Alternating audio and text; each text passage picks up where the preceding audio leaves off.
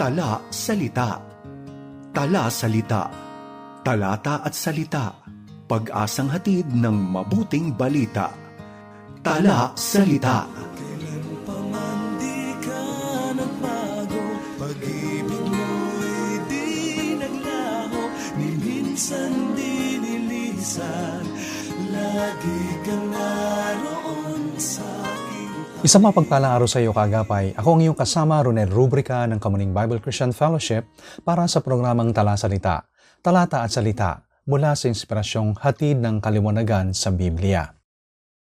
Naranasan mo na bang mapunta sa isang malaking crowd? Hindi lang basta marami, kundi sobrang laki talaga. Yung tipong pag tumingin ka sa kaliwa at kanan, puro tao na lang ang nakikita mo. People gather in crowds for the strangest reasons. According to the Guinness World Book of Records, may mga record talaga ng pinakamalalaking crowd sa mundo. Halimbawa, the largest crowd na nagtipon para lang mag-blow ng bubbles happened in Upton Park, London, noong May 1999. 23,680 people ang sabay-sabay umihip ng bubbles. The largest crowd for a regular season football game, 102,368 people sa Los Angeles Rams versus San Francisco 49ers noong 1957. The largest number of visitors to a single department store in one day, 1.07 million people sa Next Age Mall sa Shanghai, China. At sinasabi rin na ang Tour de France cycling race ay umabot sa 10 million live spectators over 3 weeks. All over the world, people gather in massive crowds for many reasons. Pero kahit gaano pa ka-exciting ang mga gatherings na yan, they all pale in comparison to the innumerable and countless crowd of Revelation 7. Lahat yan ay maliit lang kumpara sa crowd na makikita natin sa Revelation chapter 7. Gusto kong i-imagine mo ito, isang napakalaki, napakalawak, napakagandang crowd sa langit. Isipin mo, mga tao mula sa bawat background, bawat kultura, bawat bansa, bawat lahi. Honestly, hindi ko kayang isipin fully. Hindi ko ma-imagine ang isang crowd na hindi mabilang. At hindi lang yan, kasama pa ang mga anghel sa pagsamba kay Jesucristo. Wow! Can you imagine what it would be like to be in the midst of that glorious worship service? John, the writer of Revelation, had seen a vision of what heaven is like and he is trying to put into words what he saw. Pero ang totoo, walang salitang sapat para ilarawan what is beyond this life and the heavenly joy that belongs to all those who will gather around the throne of God. At habang iniisip natin ang glorious vision na ito, ang napakalaking bilang ng mga tao at mga anghel na sumasamba sa Diyos, dapat itong magpaisip sa atin. This heavenly vision should cause us to think and to ruminate about the great scope of the Great Commission. So ngayon, buksan natin ang ating mga Biblia sa Revelation chapter 7, verses 9 through 12. After this I looked, and behold, a great multitude that no one could number, from every nation, from all tribes and peoples and languages, is standing before the throne and before the Lamb, clothed in white robes, with palm branches in their hands, and crying out with a loud voice, Salvation belongs to our God who sits on the throne and to the Lamb. And all the angels were standing around the throne and around the elders and the 4 living creatures, and they fell on their faces before the throne and worshiped God, saying, Amen. Blessing and glory and wisdom and thanksgiving and honor and power and might be to our God forever and ever. Amen. Noong panahon ni John, maliit lang ang iglesia, at sa panahon ng mundo, parang walang gaanong halaga. At sa maraming panahon mula noon, mukhang ganito pa rin ang iglesia, parang isang maliit at humihinang komunidad na walang malaking impact. Pero ayon sa realidad na ipinapakita ng Biblia, hindi ganito ang tunay na kalagayan ng iglesia. Sa totoo lang, ang iglesia ay mas malaki kaysa sa kaya nating isipin o bilangin. A great multitude that no one could count. Ayon yan sa Revelation chapter 7 verse 9.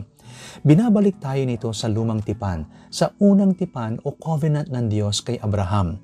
Nang sabihin ng Diyos sa kanya na bilangin ang mga bituin sa langit at sinabi, "So shall your offspring be." Genesis chapter 15 verse 5. Ang lawak at pagkakaiba-iba ng crowd na ito ay binibigyan diin ng pariralang from every nation, tribe, people, and language. Ibig sabihin, ang ebanghelyo ay para sa buong mundo. Ito rin ang huling bilin ni Jesus bago siya umakyat sa langit. "You will be my witnesses in Jerusalem, in all Judea and Samaria, and to the ends of the earth." Acts chapter 1 verse 8. A prophecy dramatically realized on the day of Pentecost when men and women were gathered from all over the known world in Acts chapter 2 verse 9 through 11. Ngayon, habang tinitingnan natin ang ating talata, pansinin natin ang ilang bagay habang sinisilip natin ang glorious at grand crowd na ito, ang napakalawak at dakilang karamihan. Una, a great multitude. First John says to this crowd that it was so large that no one could number it in verse 9, whom God has rescued from wrath through the blood of the Lamb in verse 14, and sealed by God in verse 3. All John saw was a crowd, ang malaking dami ng tao, sobrang dami na hindi mabilang. Pero ito ang exciting na bahagi. Pansinin natin kung sino ang bumubuo sa crowd na ito. Ito ay crowd mula sa lahat ng bansa. Ang salitang ethnos ay nangangahulugang lahat ng ethnic groups. Ito ay crowd mula sa lahat ng tribes. Ang salitang tribes ay tumutukoy sa offspring o mga henerasyon ng tao, malalaking pamilya ng mga tao. Ito ay crowd mula sa lahat ng peoples, laion o laity, ibig sabihin lahat ng populasyon. At ito ay crowd mula sa lahat ng tongues o languages. So sino ang bumubuo sa dakila at malawalhating crowd na ito sa langit? Lahat ng ethnic groups at kanilang mga henerasyon, lahat ng nasyon, tribo at tao mula sa bawat wika, from every background and breed, every country, culture, and clan, from every district and dialect, from every region, race and rank, from every lineage, lokal, and language. Sa madaling salita, mula sa bawat at lahat ng background at lahi, bawat bansa, kultura at clan, mula sa bawat distrito at dialect, mula sa bawat rehiyon, lahi at antas sa lipunan, mula sa bawat lineage, lugar at wika, lahat ay kinatawan. Ipinapakita ng larawang ito ang lawak ng crowd, isang napakalaking dami ng tao mula sa buong mundo. Hindi ba't ito mismo ang ipinangako ng Diyos kay Abraham na balang araw magkakaroon siya ng pamilya na kasindami ng bituin sa langit at buhangin sa tabing dagat sa Genesis chapter 22 verses 7 through 18. At si Apostol Pablo na sumulat hindi lamang sa mga Hudyo, kundi sa mga Hentil ay nagsabi sa Galatians chapter 3, "If you belong to Christ, you are Abraham's offspring." So this international throng of people from every tongue, tribe, people, and nation, they are the offspring, as it were, of Abraham. This vast throng is now standing before the throne and before the Lamb, showing that they have complete access to the living God. Naninirahan na sila sa kanyang presensya at wala na ang mga paghihirap, panguusig at problema na naranasan nila bilang mga Kristiyano habang sila ay nasa lupa pa. Here's a prophecy about the kingdom of Christ and about the spreading of the gospel to the ends of the earth. I wonder if you can confidently in this moment and say that you have been sealed by God. Masasabi mo ba ng may kumpiyansa sa sandaling ito na ikaw ay sealed ng Diyos? Oo, napakaganda ng mga bagay na nakikita natin dito. Pero ang tunay na application ay ito. Nasaan ka sa larawan na ito? Kasama ka kaya sa dakilang multitude na ito? Ikaw ba ay itinalaga o set apart para sa Diyos? Ikaw ba ay ligtas mula sa darating na puot? Kung oo, purihin ang Diyos sa kanyang ginawa para sa iyo. Kung ikaw ay Kristiyano ngayon, magalak ka. Ang pangalan mo ay nakasulat sa langit. Pero para sa iyo kaibigan, kung hindi ka pa sumasampalataya kay Kristo, ikaw ba ay tinatakan? Ikaw ba ay nahugasan na sa dugo ng kordero? Kung ang iyong mga kasalanan ay nalinis na sa dugo ni Jesucristo, the all-sufficient perfect Lamb of God, siya ay ipinako sa krus at dinala ang puot ng Diyos para sa iyo, in your place. Kung ikaw ay lalapit sa Kanya, maniniwala at mananampalataya sa Kanya. Kaibigan, ito ang dahilan kung bakit ka nilikha. Hindi mo ba minsan naisip na parang may kulang sa buhay mo? Na parang may hinahanap ka pero wala ka pa nito? Kung hindi ka pa nananampalataya, nagsisisi sa iyong mga kasalanan, lumapit ka kay Jesus. Maniwala sa Kanya kahit ngayon. Wala kang kailangang gawin kundi magtiwala at umasa sa Kanya. Only Jesus can save you. Salvation belongs to our God. Ang ikalawa, a great message. John describes this crowd as wearing white robes. The word for robes is stolas, which were long robes, fancy robes for leisure. The white robes, just like those given to the martyrs under the heavenly altar in chapter 6 verse 11 of Revelation, represent the purity and righteous standing of believers through the work of Christ, justified fully and freely through Christ's obedience and death. They now enjoy the fruition of that sufficient work of Christ in His presence. Makikita natin dito ang malinaw na koneksyon ng lumang tipan at bagong tipan. Pansinin ninyo ang ginagawa nila. May hawak silang palm branches. Isa na naman itong allusion sa lumang tipan. They are also waving palm branches, another symbol of triumph and celebration, just as they did with the people lining the streets of the triumphal entry of Christ into Jerusalem in John chapter 12. Noong panahon ng lumang tipan, ang palm branches ay ginagamit bilang props ng papuri ng Israel. Sa Festival of Tabernacles, winawagayway ng mga Hudyo ang palm branches bilang pagdiriwang sa Diyos na nagprotekta sa kanila sa kanilang paglalakbay palabas ng Egypt, mula sa pagkaalipin hanggang sa makarating sila sa Promised Land. Ipinagdiriwang nila ito taon-taon. Pero pansinin niyo ito, hindi mga Hudyo ang may hawak ng palm branches dito. Hindi. Karamihan sa kanila ay mga hentil mula sa bawat bansa, tribo, bayan at wika. Sila ay mga overcomers through Christ at hindi lang iilan ang nagtagumpay, kundi a great multitude which no one could count ang nagtipon sa harap ng trono, nakasuot ng white robes at may hawak na mga simbolo ng tagumpay, ang palm branches. May imagine mo ba kung gaano kasaya at ka-exciting ang ganitong klaseng pagdiriwang? Subukan mong ilarawan sa isip mo ang eksena.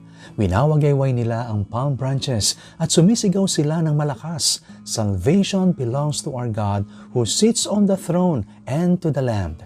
Ang sigaw ng dakilang multitude na ito ay hindi sigaw ng kalungkutan, kundi sigaw ng labis na kagalakan.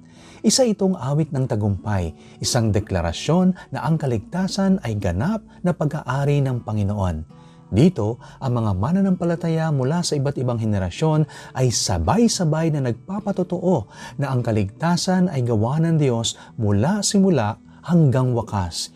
Ito ang awit ng mga tinubos sa langit. Salvation belongs to our God and to the Lamb. Sa madaling salita, ang mga taong ito ay patuloy na namamangha sa dakilang mensahe ng kaligtasan sa pamamagitan ni Jesucristo. Mga kapatid, ang mensahe ng Ebanghelyo ang pinakadakilang mensahe sa lahat ng panahon. Ang mensaheng ito ay patuloy na ipinapahayag sa buong mundo. Napaka-exciting ng panahong ating ginagalawan. Ang Biblia ay naisalin na sa mahigit 3,850 na wika at tinatayang mahigit 85,000 na tao ang nagtitiwala kay Jesucristo araw-araw. Halimbawa, ang bansang Albania ay dating ipinagmamalaki na sila ay 100% atheist. Ang kanilang Palace of Congresses ay parang templo ng communist atheism. Ngunit noong 1992, isang Christian ministry, ang Campus Crusade for Christ, ang binigyan ng pahintulot na ipalabas ang Jesus film. Mahigit 2,000 katao ang dumalo at kabilang na ang matataas na opisyal ng gobyerno. Mula sa crowd na iyon, 700 na katao ang personal na sumampalataya at nagtiwala sa ating Panginoong Hesukristo. Sabi ng pinuno ng Albanian film industry, what once was a temple of communism is now being used as a temple of the Holy God. Mga kapatid, dapat maging hangarin natin na ibahagi ang dakilang mensaheng ito sa lahat. Malinaw na malinaw sa Biblia na ang mensahe ni Kristo, ang Ebanghelyo, ay dapat ipangaral sa lahat ng tao. Sabi ni John Wilbur Chapman, kung nais nating makita ang katuparan ng pangitain ni John, kailangan din nating makita ang ating responsibilidad. Kung mahalaga ang pagiging Kristiyano, kahit ang pinakasimpleng malasakit sa mga taong nakakasalamuhan natin ay magtutulak sa atin na sabihin sa kanila ang tungkol kay Kristo. Kung ang mga tumatanggi kay Kristo ay nasa panganib, bakit tila mas naantig pa tayo kapag pisikal o pansamantalang problema ang usapan? Pero nananahimik tayo habang ang ating mga kaibigan, kapitbahay at kamag-anak ay dumaraan sa ating buhay nang walang paanyaya kay Kristo. Kung ngayon ang araw ng kaligtasan, kung ang bukas ay hindi tiyak, paano tayo magiging kampante habang ang mga taong kasama natin sa bahay, sa trabaho at sa buhay ay hindi handa sa walang hanggan? Kung tinawag tayo ni Jesus na maging fishers of men, sino ang nagbigay sa atin ng karapatang makontento sa paggawa lang ng fishing tackle o pagturong na daan papunta sa fishing banks sa halip na tayo mismo ang maghagis ng lambat? Kung si Jesus mismo ay naghanap sa mga nawawala, kung si Apostol Pablo ay naghirap ang loob para sa kanyang mga kababayan, bakit hindi rin tayo lalabas upang hanapin ang mga nawawala hanggang sila ay matagpuan? Kung haharap ako sa hukuman ni Kristo, ano ang sasabihin ko kung ang aking mga anak ay wala roon? Kung ang aking mga kaibigan ay hindi naligtas? Kung ang aking employer o employee ay naligaw dahil ako ay naging hindi tapat? Kung nais kong maging kalugod-lugod sa huli, dapat kong tandaan na walang katalinuhan, walang husay sa pananalita, walang kaabalahan sa negosyo at hindi nahihiya o walang takot ang maaaring maging dahilan para hindi ako gumawa ng tapat, taus-puso at puspusang pagsisikap na akayin ng iba kay Kristo. Kaibigan, if you have been impacted by that truth and message, you can't keep quiet about it. The point is simply this: if God has saved us, unworthy sinners, undeserving recipients of His grace, if He has saved us and revealed Himself to us in this manner, our attitude towards spreading the word about that to the nations ought to be not that we have to, but that we get to. At ang mas kahanga-hanga pa rito, hindi lang tayo pinahihintulutan na magdala ng mensaheng ito. We are summoned by God to bear that message, to proclaim that message. Pangatlo, a great magnification. Sinabi ni John sa verse 11, "And all the angels were standing around the throne, and they fell on their faces before the throne and worshipped God, saying, Amen. Blessing and glory and wisdom and thanksgiving and honor and power and might be to our God forever and ever. Amen." The first Amen shows the agreement of the heavenly beings with that of the multitude of the redeemed, that salvation belongs to our God. Habang pinupuri ng multitude ang Diyos at ang Kordero para sa kaligtasan, ang mga anghel at living creatures ay yumuyuko at sumisigaw ng 7 ulit na doxology: praise, glory, wisdom, thanks, honor, power, and strength. A 7-fold description of the sufficiency of God, almost replicating, almost mirroring the 7-fold praise of the Lamb that of chapter 5 verse 12 of Revelation, shows the perfections of God in every facet of His person and character. The final Amen affirms the reliability of it all. Sila ay sumasamba sa Diyos ng may takot, paggalang at labis na pagpapakumbaba. Nakikita mo ba ang kasiyahang dumadaloy sa passage na ito? Ang palm branches, ang awit, ang tiwala sa pagiging sealed, ang pagkabighani sa tinubos na kaligtasan, ang pagsamba. Mga kapatid, hindi ba't ito ang dapat na marka ng ating simbahan ngayon? We're not going to the motion here.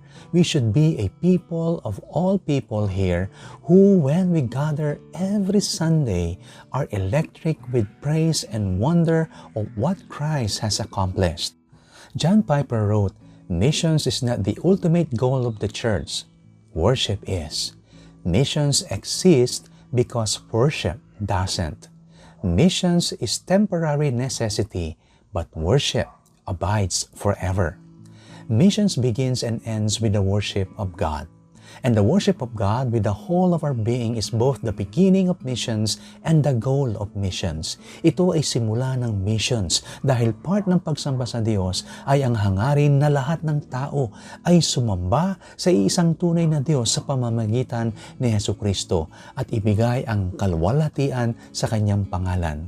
Sa tunay na pagsamba, mayroong pagnanais na makita ang lahat ng bansa na nakikilahok sa pagsamba sa Diyos. At simple lang ang dahilan, ang layunin ng missions ay dalhin ang mga bansa sa pagsamba sa Diyos. Mga kapatid, kung ang pangunahing layunin ng tao ay luwalhatiin at tamasahin ang Diyos magpakailanman, ang hangarin ng simbahan o ng missions ay dalhin ang bawat tribo, wika, bayan at lahi sa dakilang gawain ng pagluluwalhati sa Diyos at pagtamasa sa Kanya magpakailanman. Maraming salamat po sa inyong pagsama sa akin sa araw na ito. Ako po ang inyong kaagapay, Ronel Rubrica ng Kamuning Bible Christian Fellowship. Samahan niyo po akong muli sa susunod na episode ng programang Tala Salita, pagbubulay at pagninilay sa mga talata mula sa salita ng Diyos. Dito lamang sa 702 DZAS. Tala Salita, talata at salita, pag-asang hatid ng mabuting balita. Tala Salita.